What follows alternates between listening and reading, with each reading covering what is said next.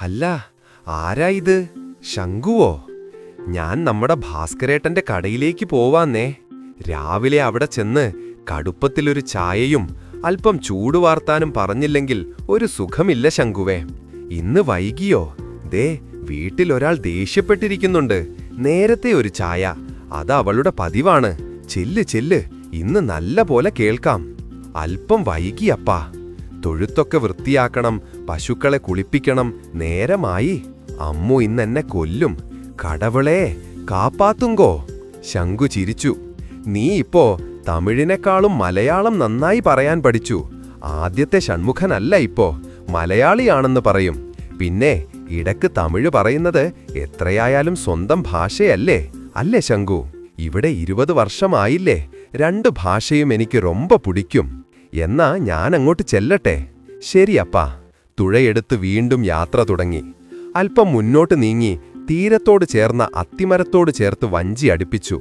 പാൽക്കാനിൽ നിന്ന് മാറ്റിവെച്ചിരിക്കുന്ന പാത്രത്തിലേക്ക് 1/2 ലിറ്റർ പാൽ അളന്നൊഴിച്ചു. കൊഞ്ചം കൂടെ ഇരിക്കട്ടും, ഇത് എന്നോടാ കാതൽ പരിസ്. തെങ്ങിൻ തോപ്പിനുള്ളിലൂടെ പാൽപാത്രവുമായി ശങ്കു നടന്നു നീങ്ങി. ദൂരെ കൺമണിയുടെ വീട് കാണുന്നുണ്ട്. ഓടുമേഞ്ഞ മഞ്ഞിൽ കുതിർന്നു നിൽക്കുന്ന ആ ഭവനം ലക്ഷ്യമാക്കി ശങ്കു നടന്നു. വന്തേണ്ട പാൽക്കാരാ? അടടാ. വീടിനു മുന്നിലെത്തി മൂളിപ്പാട്ടും പാടി അടുക്കള ഭാഗത്തേക്ക് നോക്കി. ശങ്കുവേ, നീ വന്നോടാ. ഇന്നെന്തേ വൈകിയേ? ലക്ഷ്മി അമ്മ അടുക്കളയോട് ചേർന്നുള്ള വിറകുപുരയിൽ നിന്ന് കയ്യിൽ പറ്റിയ കറ തോളിൽ കിടന്ന തോർത്തിൽ തുടച്ചുകൊണ്ട് ശങ്കുവിന്റെ അടുത്തെത്തി. തലയിൽ നിന്നും തോർത്ത് കെട്ടഴിച്ചു കുടഞ്ഞു. പാൽപാത്രം ലക്ഷ്മിയമ്മയ്ക്ക് നേരെ നീട്ടിക്കൊണ്ട് അവൻ പറഞ്ഞു, കൊഞ്ചം വൈകി. കൊഞ്ചമല്ല, കുറേ വൈകി. ഒരു നേർത്ത ചിരിയോടെ ലക്ഷ്മിയമ്മ ശങ്കുവിനെ നോക്കി. ഓ, ഒരു പാൽക്കാരൻ വന്നേക്കുന്നു.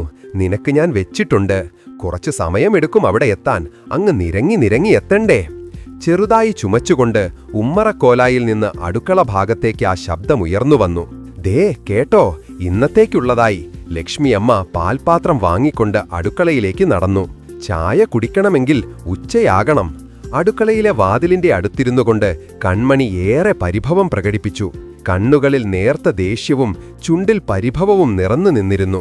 എന്നാ ഇത് കൺമണി, കോപപ്പെടാതെ. ഇന്നേക്ക് നിറയെ വേല ഇരുന്തിരിച്ച് അതിനലത്താൻ ലേറ്റാച്ച്.